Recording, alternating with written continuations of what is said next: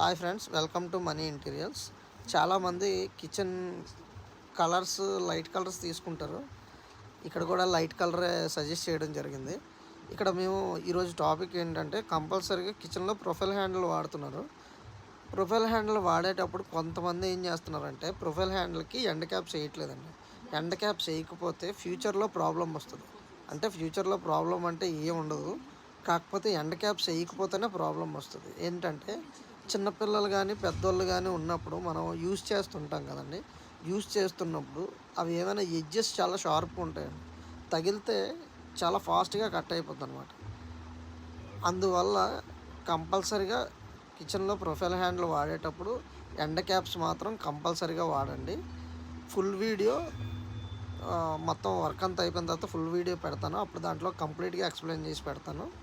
Thank you for watching Mani ఇంటీరియల్స్.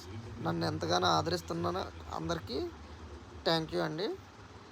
Thank you for watching Mani ఇంటీరియల్స్.